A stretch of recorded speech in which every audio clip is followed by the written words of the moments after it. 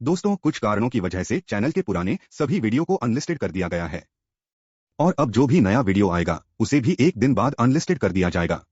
इसलिए पुराने सभी वीडियो देखने के लिए मैं यूट्यूब की पोस्ट में लिंक दूंगा।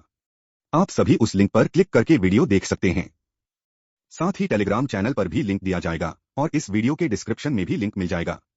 तो चलिए दोस्तों, अब कहानी शुरू करते हैं। जैसे ही आकर्ष को पता चला कि सूरी आदि संघ का सदस्य है, उसकी उससे लड़ने की इच्छा पूरी तरह समाप्त हो गई।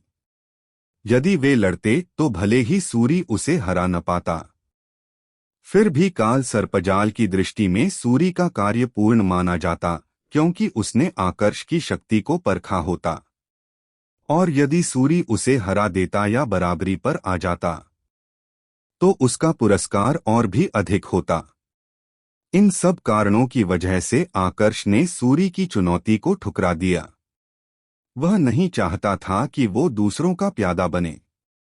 जब अपने कमरे में आने के बाद आकर्ष इस बारे में सोच रहा था, तभी उसे कार्तिकेय का संदेश प्राप्त हुआ। वापस गुप्त विभाग में लौट आओ। तुम जितने समय तक लोगों की आंखों के सामने रहोगे उतनी ही बातें होगी, कार्तिकेय ने कहा। सुझाव काफी अच्छा था। इसलिए आकर्ष वापस गुप्त विभाग के क्षेत्र में लौट आया और कार्तिकेय के द्वारा दिए गए घर में रहने लगा। घर संसाधनों से भरा हुआ नहीं था, बस कुछ सामान्य सामान था और सोने के लिए एक बिस्तर लगा हुआ था। कार्तिकेय ने बहुत सोच समझकर इस घर को आकर्ष के लिए चुना था। घर में हर जगह देवजाल यंत्र लगे थे, इसलिए बाहर की आवाज भी अंदर नहीं जा सकती थी। साधना के लिए यह जगह सबसे उपयुक्त थी। कार्तिकेय ने जितना समय दिया है उतने समय में मुझे अपने ऊर्जा स्तर को बढ़ाना होगा। अभी के लिए कुछ भी कहा नहीं जा सकता कि उस सर्वशक्तिशाली योद्धा के द्वारा छोड़े गए उस ऊर्जा अवशेष में कितनी गहरी ऊर्जा होगी।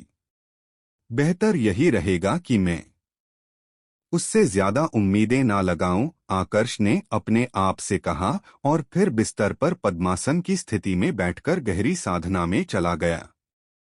कुशा इस दौरान एक दो बार आकर्ष से मिलने के लिए आई, लेकिन जब उसने देखा कि आकर्ष कोई जवाब नहीं दे रहा है और गहरी साधना में है, तो वो वापस चली गई। धीरे धीरे करके समय गुजरने लगा। दिन पर दिन बीतने लगे। बहुत जल्द छात्रावास में जो विद्यार्थी थे, उन्होंने इस बात पर गौर किया कि आकर्ष काफी लंबे समय से अपने कमरे से बाहर नहीं निकला है। छात्र इस बारे में चर्चा करने लगे। गुप्त विभाग के बारे में ज्यादा लोगों को पता नहीं था, बस आश्रम के कुछ चुनिंदा लोग थे जो उसके बारे में जानते थे। छात्र जब आकर्ष के बारे में चर्चा करने लगे तो वारिश विभाग के लोगों के कानों तक भी खबर पहुंच गई। इन्हें समझने में ज्यादा देर नहीं लगी कि आकर्ष अपने कमरे से बाहर क्यों नहीं निकल रहा है। वह पक्का कार्तिकेय के पास गुप्त आयाम के क्षेत्र में चला गया होगा।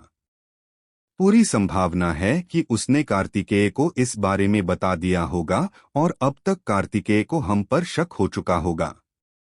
कार्तिकेय को मूर्ख समझते हो क्या? आकर्ष अभी अभी आया है। यहाँ पर उसकी किसी से दुश्मनी नहीं है। ऐसे में कार्तिकेय को सिर्फ हम ही पर संदेह हो सकता है। मुझे लगा था कि हम आकर्ष की शक्ति परख लेंगे, पर उसने तो सूरी से लड़ने से ही मना कर दिया। अगर उसकी ताकत के बारे में कुछ पता चल पाता तो हमें कार्तिकेय को हराने का एक और मौका मिल जाता। अब जहां एक तरफ वारिस विभाग के लोग पूरी तरह से सतर्क हो चुके थे, वहीं पर आश्रम के बाकी लोग आकर्ष से काफी निराश थे। सबको यही लग रहा था कि आकर्ष डर गया है। अब तो ये लोग कार्तिकेय के बारे में भी बातें करने लगे थे कि कार्तिकेय ने बिना सोचे समझे जल्दबाजी में फैसला ले लिया और पूरे आश्रम की प्रतिष्ठा को धूमिल कर दिया। समय बीतता रहा। आकर्ष के न दिखने के कारण धीरे धीरे लोग इस मामले को और उसे भूलने लगे। पल भर में 6 महीने बीत गए।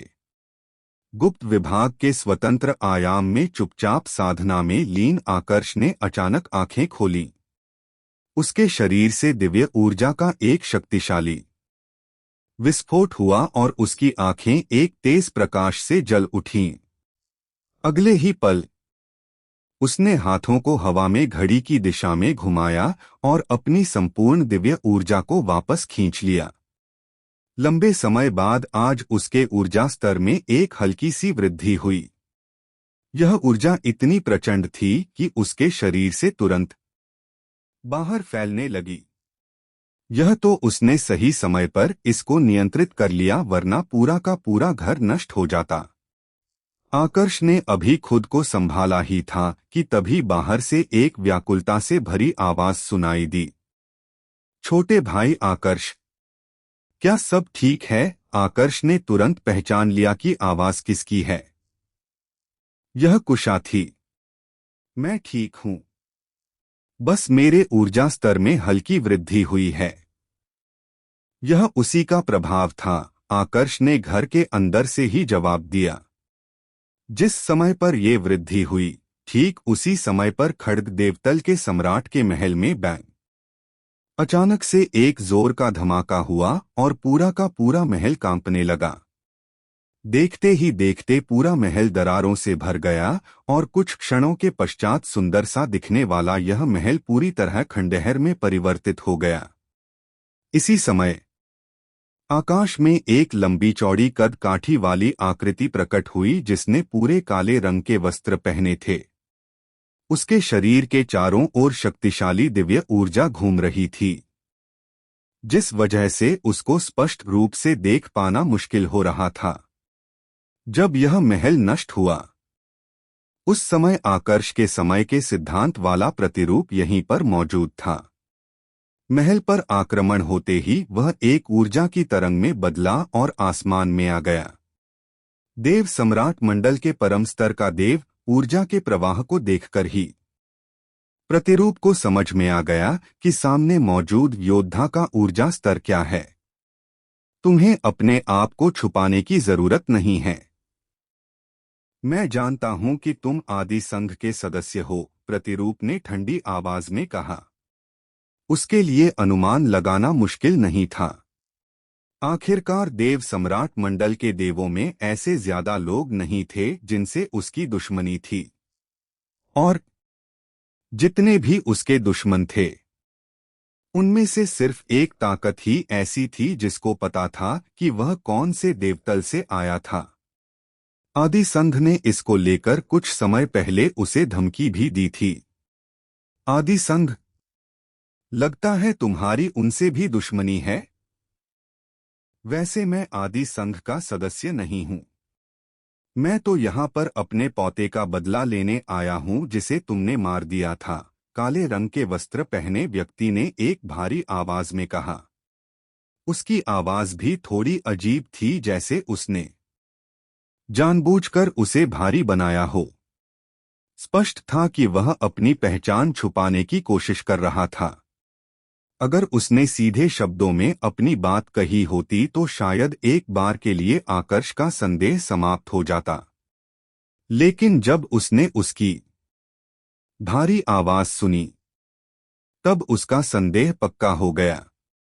इधर उस रहस्यमय व्यक्ति ने जब देखा कि आकर्ष बिल्कुल चुप खड़ा है, तो उसने आगे अपनी बात जारी रखते हुए कहा, तुम जिस मृत्यु लोक से आए हो, मैंने उसको पूरी तरह से समाप्त कर दिया है।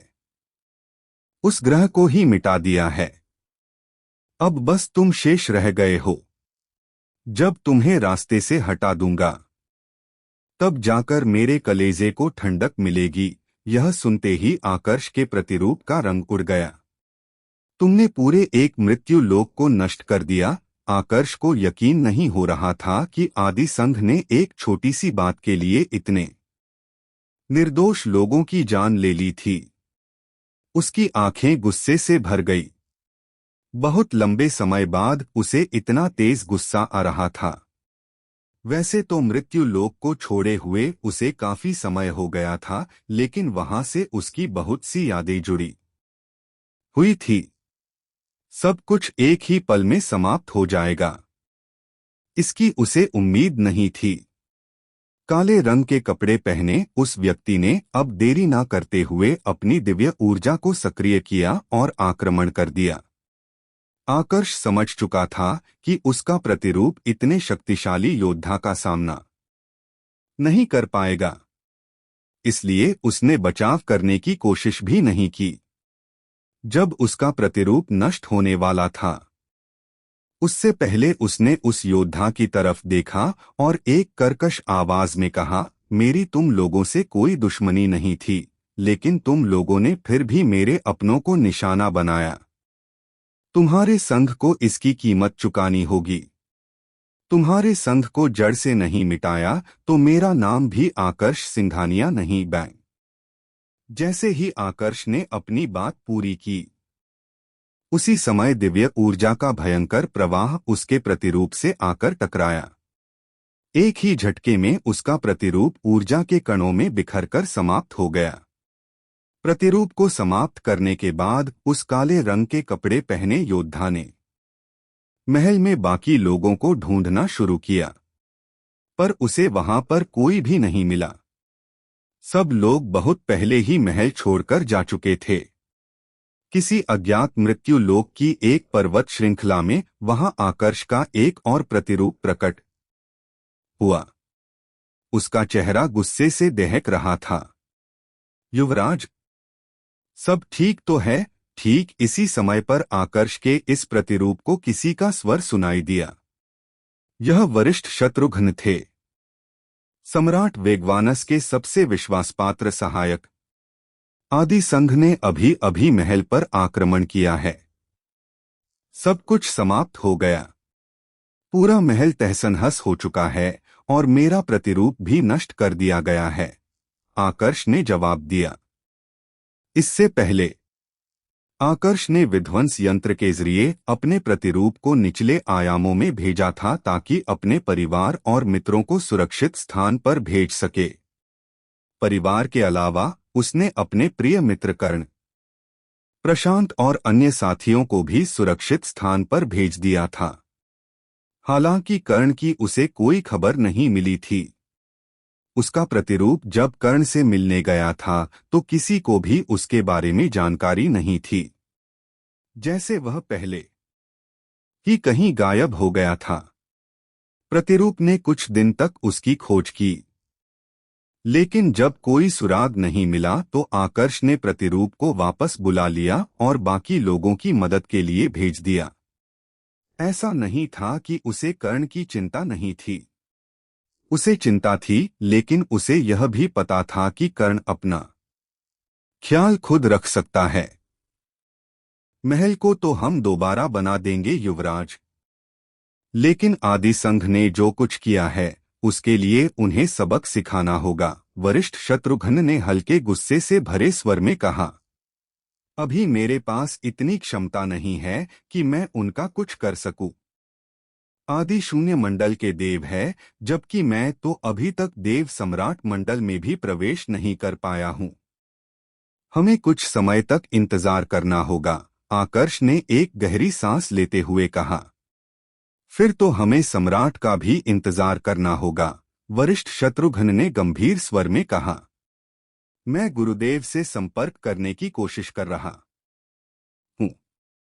उनका जो प्रतिरूप महल में था वह नष्ट हो चुका है, इसलिए अभी के लिए उनसे संपर्क कर पाना मुश्किल हो रहा है, आकर्ष ने कहा। उसने अपने प्रत्येक सिद्धांत के साथ प्रतिरूप बनाए थे और हर किसी को अलग अलग जगह पर भेजा था।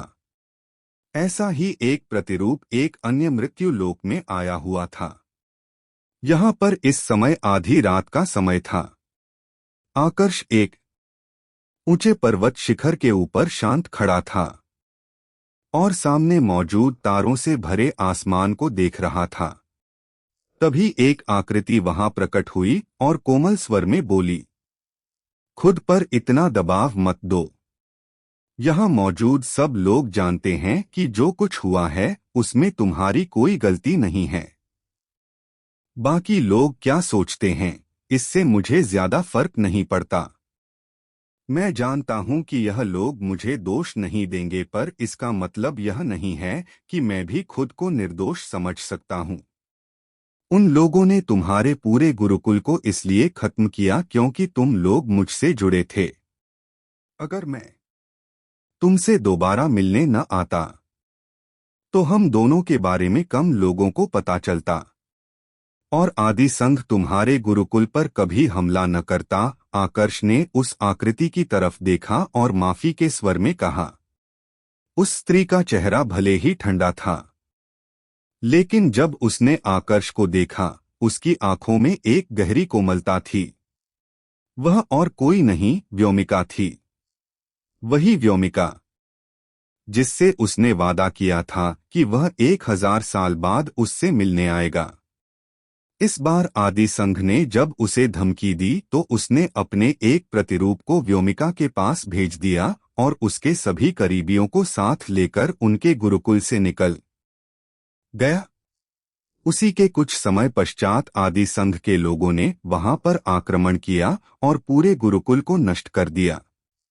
तुम ऐसा क्यों कह रहे हो?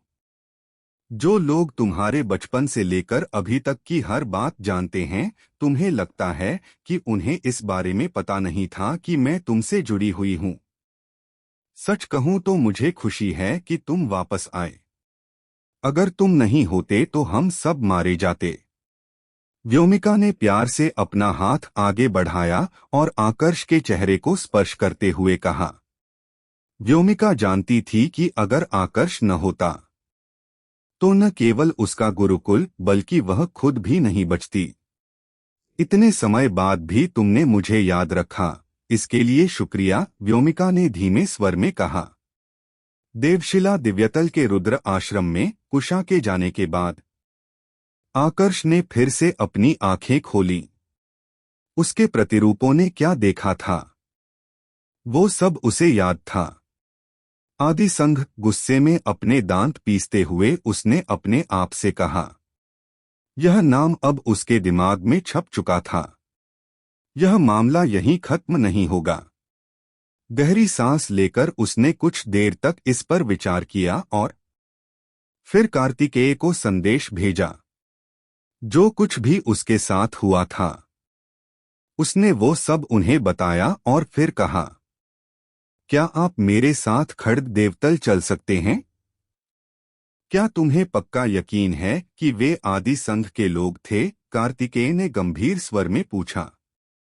उन्हें पता था कि आकर्ष इस समय गुस्से में है। उसके बड़े गुरु भाई के रूप में वह उसकी मदद करना चाहते थे, लेकिन आदि संघ भी कोई छोटी ताकत नहीं था। उनके खिलाफ कदम उठाने से पहले पर्याप्त सबूत चाहिए थे। उनके अलावा कोई और हो ही नहीं सकता, आकर्ष ने दृढ़ता से कहा। अगर तुम्हें पूरा विश्वास है तो फिर मैं तुम्हारे साथ वहां चलता हूं। अगर उनके खिलाफ कोई भी सबूत मिला तो मैं वादा करता हूं कि आदि संघ के लोगों को इसके लिए बहुत भारी कीमत चुकानी होगी। कार्तिकेय की आवाज में एक ठंडापन उतर आया। इस छोटे से वार्तालाप के बाद दोनों ने बिल्कुल भी समय व्यर्थ नहीं किया और अपने अपने प्रतिरूपों के साथ खड्ग देवतल के लिए रवाना हो गए। चिरंजीवी गुरुकुल के पास विध्वंस यंत्र ज्यादा नहीं थे, लेकिन रुद्र आश्रम के पास इनकी कोई कमी नहीं थी। दोनों उसी जगह पर पहुंचे जहां पर महल खंडहर बना था। तो अब यहां पर क्या योजना बनाई है? कार्तिकेय ने पूछा। पहले महल का पुनर्निर्माण करेंगे। मैं तब तक इंतजार करना चाहता हूं जब तक कि शिकार जाल में नहीं फंस जाता, आकर्ष ने जवाब दिया। ठीक है, फिर मैं भी यहीं पर रहूंगा, कार्तिकेय ने कहा। इसके बाद आकर्ष ने वरिष्ठ पिनाक और वरिष्ठ शत्रुघ्न दोनों को संदेश भेजे और उन्हें वापस महल में बुलाया। उन दोनों की मदद के बिना महल का पुनर्निर्माण जल्दी नहीं हो सकता था। संदेश मिलते ही एल्डर पिनाक वरिष्ठ शत्रुघ्न और अन्य एल्डर खड्ग देवतल के सम्राट के महल में लौट आए और पुनर्निर्माण में जुट गए, जबकि कार्तिकेय गुप्त रूप से उन पर नजर रखे हुए थे। केवल 2 महीनों में महल का पुनर्निर्माण पूर्ण हो गया। इन 2 महीनों में किसी ने भी महल के करीब आने की कोशिश नहीं की। इधर देवशिला दिव्यतल के आदि संघ के सभाकक्ष में एक अधेड़ उम्र के व्यक्ति ने बुजुर्ग अवस्था के आदमी के सामने विनम्रता से सिर झुकाते हुए कहा, उप प्रमुख, आकर्ष अपने लोगों को लेकर वापस आया है और उसने खड्ग देवतल के सम्राट का महल फिर से बनवा लिया है।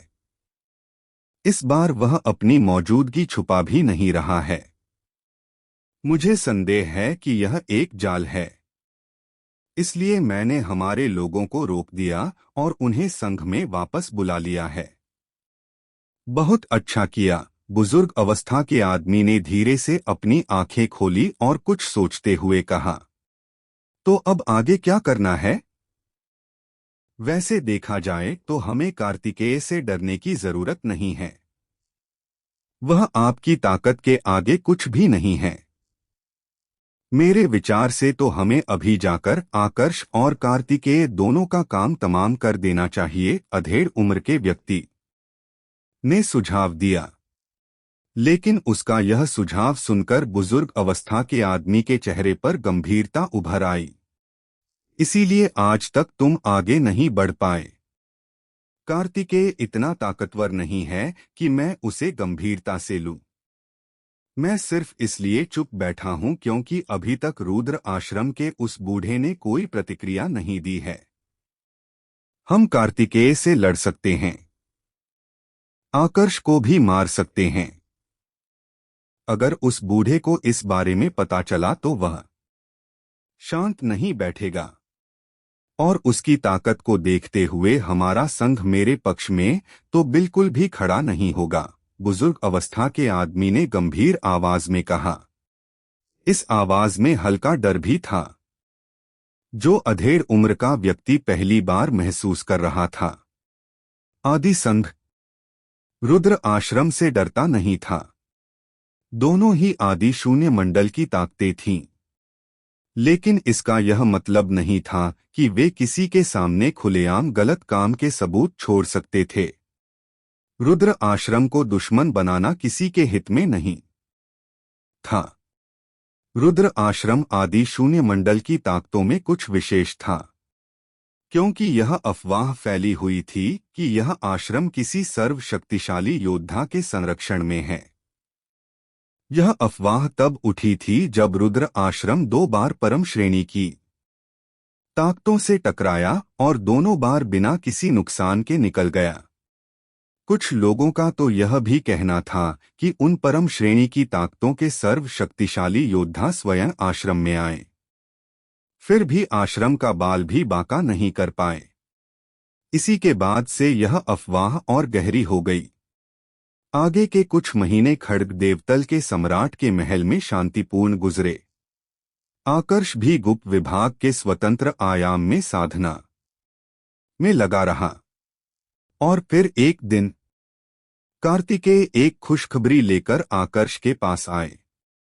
छोटे भाई, अब समय आ गया है सर्वशक्तिशाली योद्धा के ऊर्जा अवशेष में जाने का। सर्वशक्तिशाली योद्धा का ऊर्जा अवशेष इन कुछ महीनों में आकर्ष की साधना में कोई विशेष वृद्धि नहीं हुई थी। इसका एक कारण यह भी था कि उसका मन शांत नहीं था। कई लोग उसकी वजह से मारे गए थे और इन सब का दोषी वह खुद को मान रहा था। जब तक यह गुस्सा नहीं निकलेगा, साधना ठीक से होगी नहीं, आकर्ष ने मन ही मन में अपने आप से कहा। फिर उसने खुद को संभाला और कमरे से बाहर निकलकर कार्तिकेय के मिलने के लिए निकल गया। कार्तिकेय का निवेश स्थान ज्यादा दूर नहीं था। सर्व शक्तिशाली योद्धा का ऊर्जा अवशेष कहाँ है? आकर्ष ने जिज्ञासा से पूछा। रुद्र आश्रम में ही है।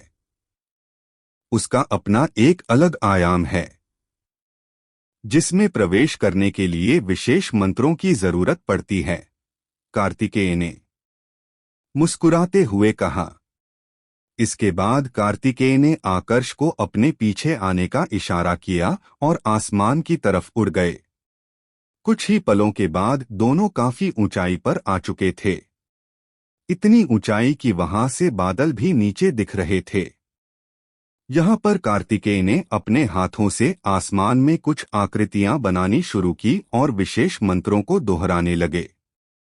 कुछ ही पलों में आकर्ष की आंखों के सामने एक भंवर प्रकट हुआ। यह एक विशालकाय चक्रव्यूह जैसा था जिसकी खिंचाव शक्ति बहुत तेज थी। आकर्ष काफी दूर खड़ा था, फिर भी उस बल को स्पष्ट महसूस कर सकता था। सर्वशक्तिशाली योद्धा का ऊर्जा अवशेष भले ही एक स्वतंत्र आयाम है, लेकिन यह गुप्त विभाग जैसे साधारण आयामों से बिल्कुल अलग है। अंदर का क्षेत्र कैसा होगा यह तुम्हारी सोच पर निर्भर करेगा। तुम जो देखना चाहोगे यह क्षेत्र तुम्हें वही दिखाएगा। इसकी सबसे विशेष बात यह है कि तुम्हारे सामने एक के बाद एक छलावे आएंगे। अगर तुम उनको समझ नहीं पाए और उनके जाल में फंस गए तो मर जाओगे। हालांकि वहां पर मरना वास्तविक दुनिया पर कोई असर नहीं डालेगा, लेकिन तुम्हारे पास सिर्फ 3 अवसर होंगे। अगर तुम 3 बार मर गए तो फिर यह क्षेत्र अपने आप तुम्हें बाहर फेंक देगा। उसके बाद फिर से इसमें प्रवेश करने के लिए तुम्हें बहुत लंबे समय तक इंतजार करना पड़ेगा। कार्तिकेय ने क्षेत्र का द्वार खोलने से पहले और आकर्ष को वहां पर भेजने से पहले उस क्षेत्र से जुड़ी सारी आवश्यक जानकारी दी। मैं समझ गया, आकर्ष ने गंभीरता से कहा। यही तुम्हारे लिए अच्छा रहेगा। अब जाओ, कोशिश करना कि जितना हो सके उतना समय अंदर गुजारो। तुम जितनी देर तक रहोगे उतना ही ज्यादा तुम्हें फायदा मिलेगा। और हाँ, याद रखना कि तुम्हारे पास सिर्फ 3 अवसर है। 3 बार मरने के बाद तुम्हें यहीं वापस भेजा जाएगा।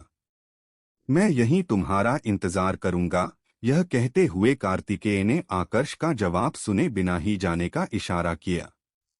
इससे पहले कि आकर्ष कुछ समझ पाता, एकदम से उसका शरीर अपने आप हवा में आगे बढ़ा और उस चक्रव्यूह जैसी संरचना के भीतर चला गया। अंदर गुरुत्वाकर्षण बहुत तेज था, इतना तेज कि आकर्ष जैसा योद्धा भी अपना संतुलन नहीं बना पा रहा था। जैसे जैसे वो चक्रव्यूह की गहराई में उतर रहा था, उस पर लगने वाला दबाव उतना ही ज्यादा तेज होता जा रहा था। एक समय तो ऐसा आया जब आकर्ष का अपने आप पर से संतुलन पूरी तरह टूट गया। उसकी आंखों के आगे अंधेरा छाने लगा और वह वहीं मूर्छित हो गया। उसी समय कार्तिकेय ने आंखें खोलकर आकर्ष की विलुप्त होती आकृति को देखा और मन ही मन बुदबुदाया, देखते हैं यह कितने समय तक टिक पाता है। मैं 3 महीने और 12 दिन टिका था। बड़ी वरिष्ठ बहन 4 महीने तक रही। दूसरे वरिष्ठ भाई 2 महीने से भी कम टिके और चौथी छोटी बहन तो मुश्किल से आधा महीना ही रह पाई। आकर्ष को कार्तिकेय की बात सुनाई नहीं दी। वो तो बेहोश पड़ा था। जब उसे होश आया तो वह स्तब्ध रह गया। वह इस समय उस जगह पर था जहां पर उसने पुनर्जन्म प्राप्त किया था। सांची कस्बा, जहां पर वह पहली बार अपनी मां रेवती से मिला था। इस समय वह मिश्रा परिवार के महल में था। बैंग! इससे पहले कि वह कुछ समझ पाता, आकाश में एक भयानक विस्फोट हुआ। वह पलक झपकते ही आकाश में उड़ा और नीचे देखा। मिश्रा परिवार और पूरा सांची कस्बा खंडहर में तब्दील हो चुका था। जमीन पर खून की नदियां बह रही थीं। काले रंग के वस्त्र पहने एक आकृति आकाश में मंडरा रही थी, जिसका शरीर दिव्य ऊर्जा से ढका हुआ था। यह वही व्यक्ति था जिसने खड्ग देवतल के सम्राट के महल को तबाह किया था। तुम आकर्ष का चेहरा बदल गया। वह जानता था कि यह सब एक भ्रम है। फिर भी वह गुस्सा होने से खुद को रोक नहीं पाया। इस व्यक्ति ने उसकी आंखों के सामने उसके कई अपनों को मार दिया था। वह गुस्सा कैसे नहीं होता। उसी समय थोड़ी दूर खड़ा वो योद्धा हंसते हुए बोला, हाँ मैं ही हूं। सोचा नहीं था कि इतनी जल्दी दूसरी बार मुलाकात हो जाएगी। अच्छा ही है, तुम्हें मसलने के लिए मुझे ज्यादा इंतजार नहीं करना पड़ा। तुम्हारे प्रतिरूप को तो पहले ही समाप्त कर चुका हूं। आज तुम्हें भी समाप्त करके अपने कलेजे को ठंडक दूंगा। इतना कहने के बाद उस योद्धा ने एकदम से अपनी दिव्य ऊर्जा का प्रयोग किया और किसी शिकारी बाज की तरह आकर्ष की ओर झपटा। आकर्ष, जिसको पहले ही गुस्सा आया हुआ था। योद्धा की बात सुनकर उसका गुस्सा और ज्यादा तेज हो गया।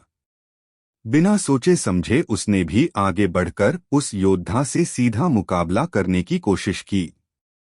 इस समय उसे इस बात का एहसास नहीं था कि उसका गुस्सा ही उसे कमजोर बना रहा है। वह बस उदित मंडल के मध्य स्तर का देव था, जबकि यह योद्धा देव सम्राट मंडल का देव था। आकर्ष उसके सामने कैसे टिक सकता था। थोड़ी ही देर में आकर्ष कमजोर पड़कर जमीन पर आ गिरा। यह इतना असली क्यों लग रहा है? इतना असली कैसे हो सकता है? उसके मन में बार बार यही सवाल घूम रहा था।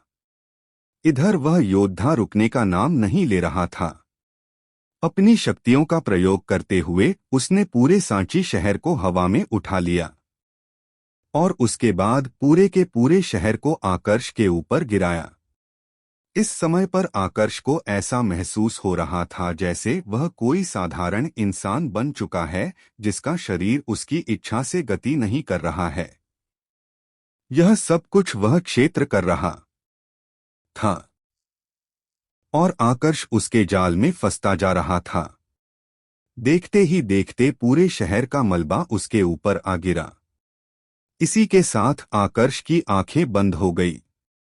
तेज दर्द से उसका पूरा शरीर टूटने लगा। चेतना धीरे धीरे करके खोने लगी। कुछ ही पलों में सब कुछ समाप्त हो गया। जब आकर्ष को होश आया तो वह सांची कस्बे में नहीं था। अब वह खड्ग देवतल के सम्राट के महल के द्वार पर खड़ा था। छोटे भाई, क्या सोच रहे हो? अचानक से उसको एक जानी पहचानी आवाज सुनाई दी। आकर्ष ने मुड़कर देखा तो पाया कि सामने कार्तिकेय खड़े थे।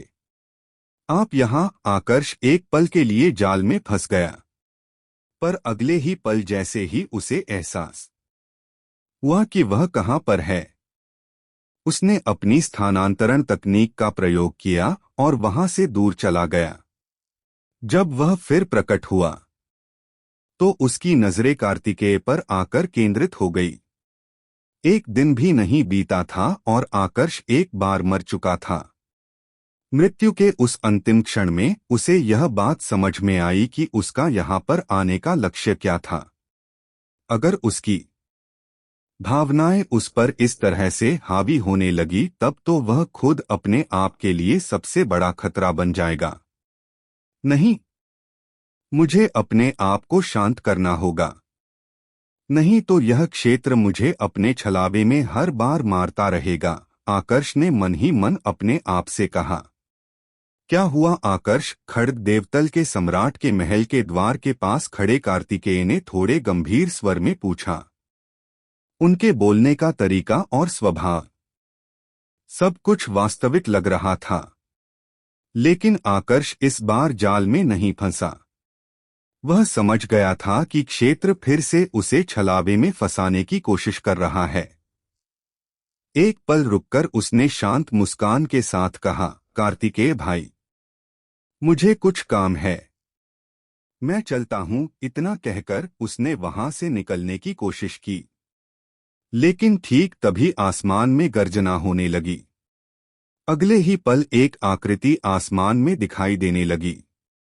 यह वही योद्धा था जिसने अभी थोड़ी देर पहले आकर्ष को एक पूरे शहर के नीचे दबाकर मारा था।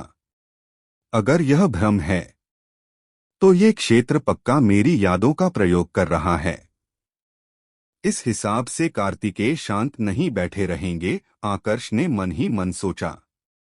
इस बार उसने घबराने की जगह शांत मन से स्थिति को समझने की कोशिश की। बुश! अचानक से कार्तिकेय महल के मुख्य द्वार के पास से होकर ऊपर आसमान की तरफ जाने लगे। एक मामूली देव सम्राट मंडल के परम स्तर के देव की इतनी हिम्मत, जो वह मेरे भाई को जान से मारने की बात कर रहा है। कार्तिकेय का गुस्से से भरा स्वर आसमान में गूंजने लगा। अगले ही पल बैंग! बीच आसमान में एक जोर का धमाका हुआ और उस काले रंग के कपड़े पहने योद्धा का शरीर गुब्बारे की भांति फट गया। कार्तिकेय आदि शून्य मंडल के देव थे, जबकि यह योद्धा सिर्फ देव सम्राट मंडल के परम स्तर का देव था। उसकी दिव्य ऊर्जा भला कार्तिकेय की दिव्य ऊर्जा का सामना कैसे कर सकती थी? आकर्ष जानता था कि यह सब भ्रम था, फिर भी जब कार्तिकेय ने उस काले वस्त्रधारी को मारा तो उसके मन में एक अजीब सी खुशी उमड़ आई। उसी समय ऊपर से एक प्रकाश की किरण आकर्ष पर आ गिरी। बस हो गया, आकर्ष ने मन ही मन झुंझलाते हुए सोचा। उसे लगा कि शायद वो एक बार फिर विफल हो गया है। शायद यह क्षेत्र अब उसे फिर से समाप्त कर देगा। लेकिन एक पल बाद आकर्ष ने पाया कि प्रकाश की किरण पड़ने के बाद भी वह मरा नहीं। यह देखकर आकर्ष को आश्चर्य हुआ। उसने आसमान की तरफ देखा तो पाया कि आसमान पूरा साफ हो चुका था। सिर्फ आसमान ही नहीं, बल्कि उसके आसपास का वातावरण भी अब बदल चुका था। जहां थोड़ी देर पहले तक वह महल में खड़ा था, अब वह एक रेत के बड़े से टीले पर पहुंच चुका था, जहां पर दूर दूर तक कुछ नहीं था। इसी समय उसने महसूस किया कि उसके शरीर में एक अतिरिक्त ऊर्जा प्रवेश कर रही है। पहले तो उसने इस ऊर्जा को खुद के शरीर से निकालने का सोचा, लेकिन तभी उसने कुछ अजीब देखा। यह ऊर्जा उसके शरीर को नुकसान नहीं पहुंचा रही थी, बल्कि उसके महारत के पथ को और तेज कर रही थी। कहीं ये आकर्ष को जैसे कुछ समझ आ गया था। उसने झट से अपनी आंखें बंद की और अपने महारत के पथ का प्रयोग शुरू कर दिया। उसे नहीं पता था कि उसने कितने समय तक साधना की थी, पर जब उसने अपनी आंखें खोली तो उसने पाया कि वह फिर से किसी नई जगह पर आ चुका है। उसी समय दूर एक युवक प्रकट हुआ। उसकी नजर आकर्ष पर टिकी हुई थी। जैसे ही उस युवक ने अपना रूप दिखाया, आकर्ष का चेहरा तुरंत काला पड़ गया। उसकी आंखों में क्रोध की एक धधकती लपट जल उठी। वह युवक और कोई नहीं बल्कि दक्ष था, ऐरावत दिव्यतल की एक परम श्रेणी की ताकत, जलाधिप परिवार का वंशज। वह जलाधिप परिवार के कुल प्रमुख का पुत्र था। यह वही दक्ष था जिसको मारने के लिए आकर्ष इतना दूर आया था। तुमसे यहां पर मिलने की उम्मीद नहीं की थी। सोचा था पहले शिवालिका से मिलूंगा और उसकी आंखों के सामने तुझे खत्म करूंगा, लेकिन लगता है किस्मत को कुछ और ही स्वीकार है। तू तो खुद अपनी मौत को निमंत्रण देने यहां पर चला आया, दक्ष ने अपनी कर्कश आवाज में कहा। यह आवाज बिल्कुल वैसे ही थी जैसी आकर्ष ने आखिरी बार सुनी थी। जब उसने दक्ष को देखा तो हाथों से उसके मन में जो गुस्सा दबा हुआ था वह एकदम से फूट पड़ा। वुश! जल्दी से उसने अपनी दिव्य ऊर्जा का प्रयोग किया और अपनी पूरी ताकत से दक्ष पर प्रहार कर दिया। उसे कोई जानकारी नहीं थी कि दक्ष कितना ताकतवर है, इसलिए वह उसे कोई अवसर भी नहीं देना चाहता था। उसने अपने स्थान के सिद्धांत का भी प्रयोग शुरू कर दिया और साथ में रक्तिम तलवार को भी निकाल लिया। वह इस अवसर का पूरा लाभ उठाना चाहता था। अपनी संपूर्ण शक्ति लगाकर उसने दक्ष के सिर पर प्रहार किया। इतनी ताकत किसी भी देव सम्राट मंडल के आरंभिक स्तर के देव को समाप्त करने के लिए पर्याप्त थी। लेकिन आश्चर्यजनक रूप से जैसे ही यह सारी शक्ति दक्ष के करीब पहुंची, सब कुछ एक ही पल में गायब हो गया। यहां तक कि जितनी ताकत से आकर्ष ने प्रहार किया था। दक्ष ने अपना हाथ धीरे से आगे बढ़ाकर उसकी तलवार को ऐसे पकड़ लिया जैसे कोई खिलौना हो। मृत्युलोक के कीड़े, तूने सोच भी कैसे लिया कि तू मेरी बराबरी कर सकता है? मृत्युलोक के प्राणियों की इतनी औकात नहीं है कि वह हमारी तरफ आंख उठाकर भी देख सके। और तेरा जैसा कीड़ा मेरे सामने खड़े होने की हिम्मत कर रहा है। दक्ष की आंखें एकदम से ठंडी हो गई और उनमें कत्ल का भाव नजर आने लगा। आकर्ष के सीधे हाथ से उसकी तलवार पकड़ने के बाद दक्ष ने हाथ को आगे बढ़ाया और आकर्ष का गला पकड़ लिया। यह सब कुछ इतना अचानक से हुआ कि आकर्ष को कुछ समझ ही नहीं आया। जब उसका दम घुटने लगा, तब जाकर उसे एहसास हुआ कि दक्ष कितना खतरनाक है। यह क्या हो रहा है? जब मैं पिछली बार इसके सामने आया था, तब इसका सबसे शक्तिशाली सिद्धांत स्थान का सिद्धांत नहीं था। तो फिर यह मेरी रफ्तार को टक्कर कैसे दे पा रहा है? और मेरी आयामिक ऊर्जा को रोक कैसे पा रहा है? आकर्ष के मन में एक साथ कई सारे सवाल उमड़ने लगे। इसी बीच उसके गले पर पकड़ और ज्यादा मजबूत होती जा रही थी। जब लग रहा था कि उसके गले की हड्डी टूटने वाली है, तभी अचानक से आकर्ष का शरीर बदलने लगा। वुश वुश वुश, एक साथ कई सारी रंग बिरंगी ऊर्जा तरंगे उसके शरीर से बाहर निकलने लगी। यह सब 5 तत्वों और जीवन व मृत्यु के पेड़ की ऊर्जाएं थी। अब जब उसकी जान खतरे में थी, तो सब अपने आप ही सक्रिय हो गए थे और उसको बचाने के लिए आगे आ गए थे। हालांकि यह सारे तत्व अभी भी अपनी नींद से नहीं जागे थे। यह अभी भी अपनी ऊर्जा को हासिल करने की कोशिश कर रहे थे। जैसे ही 5 तत्वों और जीवन में मृत्यु के पेड़ की ऊर्जा ने अपना असर दिखना शुरू किया, आकर्ष का गुस्सा भी धीरे धीरे करके ठंडा होने लगा। जो नफरत अभी तक उसके मन में थी, वो धीरे धीरे करके शांत होने लगी। केवल अब जाकर उसे इस बात का एहसास हुआ कि वो जिस दक्ष से लड़ रहा है, वह कोई असली दक्ष नहीं है।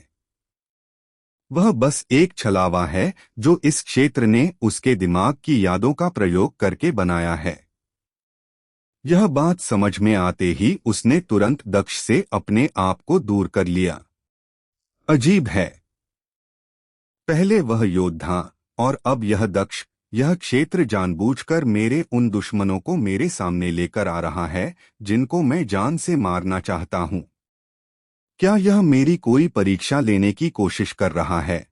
आकर्ष ने गहरी सांस लेते हुए अपने आप से कहा। इधर दक्ष, जो पहले आकर्ष को जानबूझकर उकसा रहा था, उसने भी अब उकसाना बंद कर दिया था। वो एक ही स्थान पर खड़ा हुआ था, जैसे आकर्ष के फिर से प्रहार करने का इंतजार कर रहा हो। अब यह देखकर आकर्ष को पूरा विश्वास हो गया कि यह क्षेत्र उसकी परीक्षा ले रहा है। बड़े भाई कार्तिकेय ने कहा था कि यहाँ पर महारथ का पथ और समय का सिद्धांत सबसे मजबूत बनता है। फिर तो मुझे उन्हीं का प्रयोग करना चाहिए, उसने मन ही मन अपने आप से कहा और उसके बाद समय के सिद्धांत का प्रयोग करते हुए दक्ष से लड़ने की कोशिश करने लगा। इस बार दक्ष में भी थोड़ा परिवर्तन नजर आने लगा। पहले जब आकर्ष गुस्से में था तो वह उसे उकसा रहा था, लेकिन अब जब आकर्ष शांत हो चुका था तो वह किसी कठपुतली की तरह व्यवहार करने लगा। दोनों के बीच ऊर्जा की टक्कर होती रही। 1 प्रहार, 2 प्रहार, 100 प्रहार। समय धीरे धीरे करके गुजरने लगा। इस लड़ाई में ही 5 दिन कब निकल गए पता ही नहीं चला। शुरुआत में तो आकर्ष काफी कमजोर लग रहा था, लेकिन जैसे जैसे दिन बीतने लगे वो दक्ष को बराबरी की टक्कर देने लगा। अंत में 5 दिनों की लड़ाई के बाद आकर्ष दक्ष से आगे निकलने लगा। छठे दिन उसने दक्ष को एक कोने में दबोच लिया और अपनी तलवार उसके गले में घुसाकर उसे वहीं तड़पते हुए देखने लगा। वह जितना दक्ष को तकलीफ में देख रहा था उसके मन का गुस्सा उतना ही ज्यादा शांत हो रहा था। हालांकि वो जानता था कि यह उसका भ्रम है, लेकिन वह इसका इस्तेमाल भी अपने आप को संभालने के लिए कर रहा था। लगभग 1 मिनट तक तड़पते रहने के बाद दक्ष ने आखिरकार दम तोड़ दिया। जैसे ही उसने आखिरी सांस ली उसका शरीर बिखरने लगा। कुछ पलों बाद आसमान में एक बार फिर प्रकाश की किरणें नजर आने लगी जो सीधे आकर्ष पर आकर गिर रही थी। उसी समय कार्तिकेय बाहर खड़े होकर आकर्ष के आने का इंतजार कर रहे थे। छोटे भाई को अंदर गए लगभग आधा महीना हो गया है। लगता है वो कम से कम 1 महीना तो अंदर रहेगा, कार्तिकेय ने अपने आप से कहा और मुस्कुराने लगे। तभी एक वृद्ध व्यक्ति चुपचाप कार्तिकेय के पास प्रकट हुआ और बोला, तुम इतने खुश क्यों हो रहे हो? अगर उसने 1 महीने का समय वहां पर बीता लिया तो इसका मतलब होगा कि वह तुम सब में सबसे श्रेष्ठ है। उसकी उम्र भी तो तुम लोगों से कम है। यह आवाज सुनते ही कार्तिकेय एक पल के लिए ठिठक गया। फिर उसने पलटकर उस वृद्ध को देखा और झुंझलाते हुए कहा, आप रुद्र आश्रम के आश्रम प्रमुख हो। आपको हमसे क्या मतलब? आप अपने आश्रम को देखिए, हमें हमारे हाल पर छोड़ दीजिए। वैसे भी आप अब वारिस विभाग से जुड़े हुए हैं। हमारा गुप्त विभाग आपके लिए उतना महत्व कहाँ रखता है? तो अब क्या तुम आश्रम के प्रमुख से इस तरह से बात करोगे? मेरी भी अपनी कुछ जिम्मेदारियां हैं। मैंने तुम लोगों को कभी अकेला तो नहीं छोड़ा। फिर इतना गुस्सा क्यों हो रहे हो? मैं तो यहाँ पर इस बच्चे को देखने आया था कि यह कैसा प्रदर्शन करता है। वृद्ध व्यक्ति ने हल्का मुस्कुराते हुए कहा। यह सुनकर कार्तिकेय अपने स्थान से खड़े हुए और उन्होंने उस वृद्धि की आंखों में देखते हुए कहा, आपकी यह बातें मुझे मूर्ख नहीं बना सकती। जल्दी से बताइए कि यहाँ पर आने का कारण क्या है। यही तो मुझे तुम्हारे बारे में अच्छा लगता है। तुम सीधे मुद्दे पर आते हो। मैं आज एकांत साधना से बाहर आया और सुना कि तुम्हारे नए छोटे भाई को निशाना बनाया गया था। किसी ने काल सर्पजाल पर काम दिया था, लेकिन असल निशाना तुम हो। यह तो साफ है। कैसा महसूस हो रहा है? अगर दबाव महसूस हो तो मैं आदेश दे सकता हूं कि तुम्हारे छोटे भाई को निशाना बनाना बंद करें, वृद्ध व्यक्ति ने मुस्कुराते हुए कहा। यह दिखावा बंद कीजिए जैसे आपको कुछ पता ना हो। आश्रम में क्या कुछ हो रहा है, क्या आपकी नजरों से छुपा हुआ है? अगर आपको कुछ करना ही है तो उन लोगों से कह दीजिए कि अगर उन्हें निशाना बनाना है तो सीधा मुझसे बात करें। आकर्ष को इस सब में लाने की जरूरत नहीं है। और अगर वह इतने से नहीं मानते हैं तो उन्हें बता दीजिए कि कार्तिकेय नियमों से तब तक काम करता है जब तक सामने वाले अपनी सीमा को ना भूले। अगर मैं नियम तोड़ने पर आ गया तो फिर यह नहीं देखूंगा कि कौन आश्रम में किस पद पर है। आपने तो हमें इतना कुछ सिखाया है। आपको बेहतर तरीके से पता होगा कि यह लड़ाई कहां पर जाकर खत्म हो सकती है, कार्तिकेय ने भारी आवाज में कहा। उनकी यह आवाज और बोलने का तरीका कुछ अलग था। उनकी बात सुनकर वृद्ध व्यक्ति के चेहरे पर से भी मुस्कान गायब हो गई।